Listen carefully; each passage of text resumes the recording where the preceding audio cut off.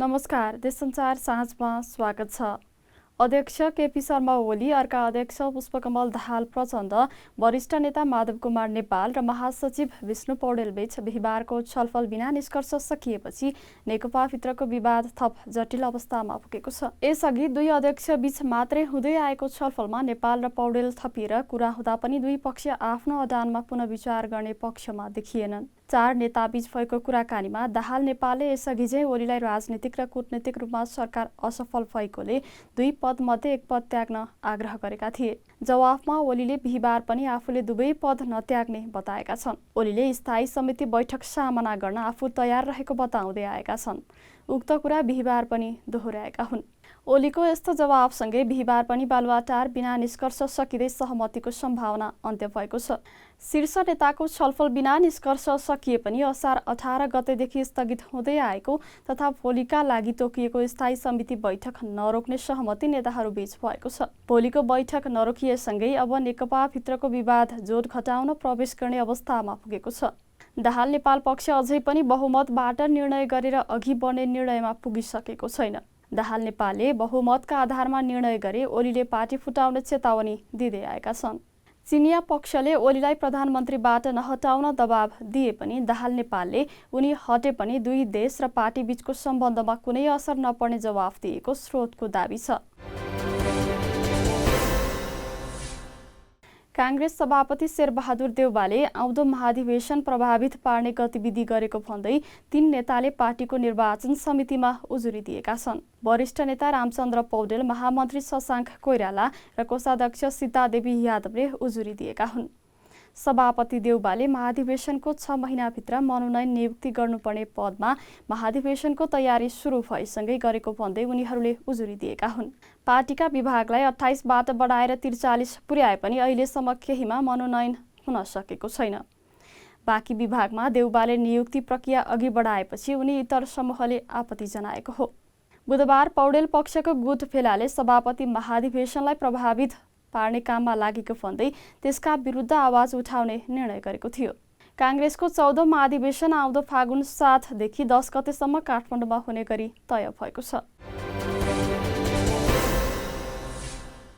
COVID-19 का कारण विदेशमा अल्पत्र परेका नागरिकहरू अब सरकारी खर्चबाट स्वदेश फर्किन पाउने भएका छन्। अल्पत्र नागरिकलाई फिर्ता ल्याउने बनेको कार्यविधि 2077 पारित भएसँगै सरकारी खर्चमा अल्पत्र नागरिक फर्किन पाउने भएका हुन्।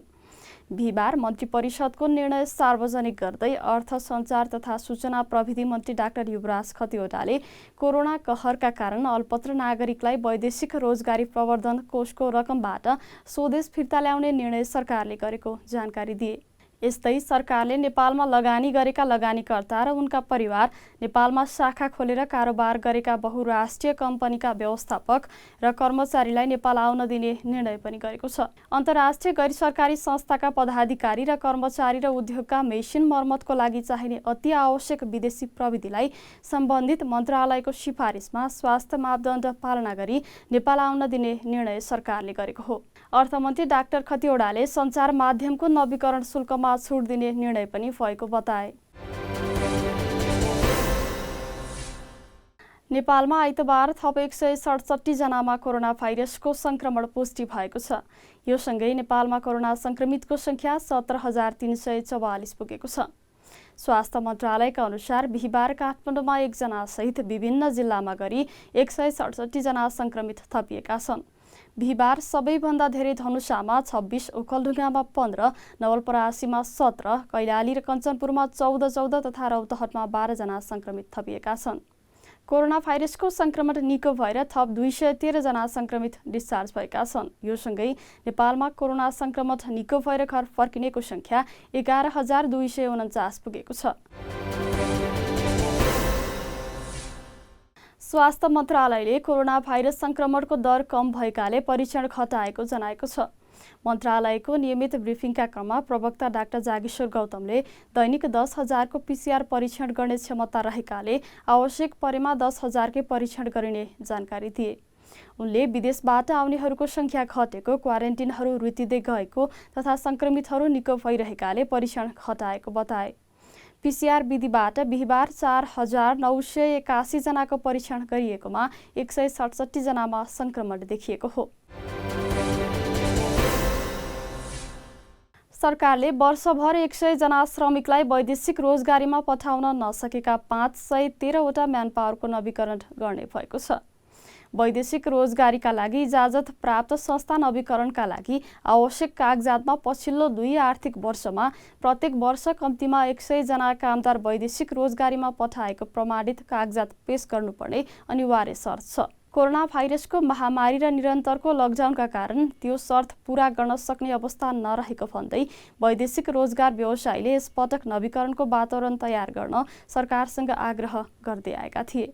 2078 असार मसान्तमा संस्था नवीकरण गर्दा म्यान पावरले अघिल्ला 2वटा आर्थिक वर्षमा कम्तीमा 200 जना कामदार पठाएको हुनुपर्ने सरकारले निर्णय गरेको छ।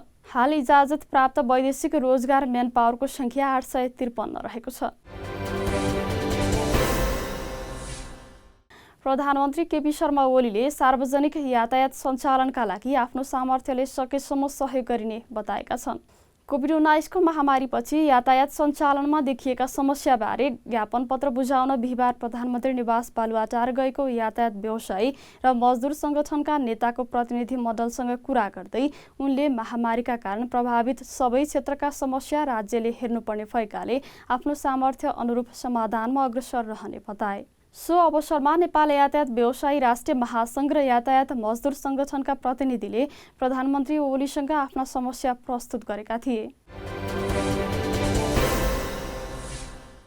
नेपाल आर्मीका सेनामा नयाँ प्रवक्ताका रूपमा सन्तोष बल्लभ पौडेलले जिम्मेवारी सम्हालेका छन्। सहायक रथी पौडेलले बिहिबारदेखि औपचारिक रूपमा जिम्मेवारी सम्हालेका हुन्। यसअघिका प्रवक्ता विज्ञानदेव पाण्डेले सुर्खेत स्थित पृतनाको जिम्मेवारी पाएका छन्। सैनिक मुख्यालयमा बिहिबार आयोजित कार्यक्रमका क्रममा नवनियुक्त प्रवक्ता पौडेलले व्यावसायिक रूपमा सहकार्य गरेर अगाडि बढ्न आग्रह गरेका छन्। सरकारले प्रधानमन्त्री रोजगार कार्यक्रम अन्तर्गत सूचीकृत हुन 1 महिनाको समय दिएको छ। रोजगार सेवा केन्द्रमा बेरोजगार व्यक्तिले निवेदन दिने तथा छानबिन गरी सूचीकरण गर्न साउन 8 देखि 2077 भदौ 7 सम्म समय तोकिएको हो। यसरी सूचीकृत भएका नागरिकलाई 100 दिनसम्मको रोजगारी पाउने सरकारले बताएको छ। स्थानीय तहमा साना विकासीय आयोजना सञ्चालन गरेर रोजगारी दिने गरी सरकारले कार्यक्रम चलाउँदै आएको छ। गत चैत 1 देखि सूचीकरण सुरु भए पनि विश्वव्यापी रूपमा फैलिएको कोरोना भाइरसको संक्रमण र चैत 11 देखि गरेको देशव्यापी बन्दाबन्दीको कारण काम प्रभावित भएको थियो। सरकारले छोटो दूरीका सार्वजनिक सवारी साधन चलाउने निर्णय गरेसँगै उपत्यकामा यात्रुवाहक सवारी साधनको चहल पहल सुरु भएको छ। सडकमा टेम्पोहरू, सार्वजनिक बस, माइक्रो बस, ट्याक्सी लगायतका सार्वजनिक सवारी साधन चलेका छन्। यद्यपि सामान्य अवस्थाको जस्तो यात्रुहरू सार्वजनिक सवारीमा चढेको देखिएको छैन। यात्रुहरू नहुँदा अधिकांश सार्वजनिक सवारी साधनहरू खाली खाली देखिन्छन्। कतिपय सवारी साधनहरूमा ज्वरो नापेर मात्र यात्रुलाई सवारी साधनमा चढाउने गरिएको छ। अर्थमन्त्री डाक्टर युवराज खतिवडाले करदातालाई सम्मानजनक व्यवहार गर्न आन्तरिक राजस्व विभागका कर्मचारीहरूलाई निर्देशन दिएका छन्। आन्तरिक राजस्व विभागले 20 लाखभन्दा कम कारोबार गर्ने र 2 लाखसम्मको आमदानी गर्ने करदाताका लागि बिहिबारदेखि सुरु गरेको नयाँ कर प्रणालीको उद्घाटन गर्दै अर्थमन्त्री खतिवडाले करदातालाई सम्मानजनक व्यवहार गर्न निर्देशन दिएका हुन्। उनले आजदेखि लागू भएको नयाँ कर प्रणालीमा करका अङ्क, ब्याज र जरिवाना सफ्टवेयरले नै गणना गर्ने भएकाले कर अधिकृतले स्वविवेकले करका अङ्कहरू गणना गर्ने अवस्थाको अन्त्य भएको बताए। हिमानी कोषले कोरोना भाइरस विरुद्धको अभियानका लागि विभिन्न संस्थालाई PPE सहितका सुरक्षात्मक सामग्री तथा बाढी पहिरो सहितका विपदका प्रभावितहरूलाई राहत सामग्री वितरण गरेको छ। पूर्व युवरागी हिमानी शाह नेतृत्वको कोषले बिहिबार विशेष कार्यक्रम गरी सुरक्षात्मक स्वास्थ्य सामग्री तथा राहतका सामान वितरण गरेको हो।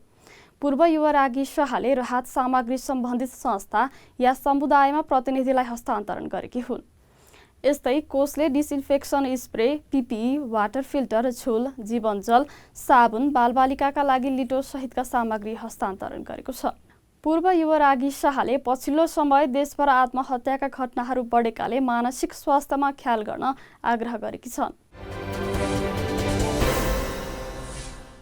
आजलाई देश संचार साँझ यति नै। भोलि फेरि यही समयमा ताजा समाचार साथ उपस्थित हुनेछौँ। थप समाचारका लागि www.dessanchar.com हेर्दै गर्नुहोला।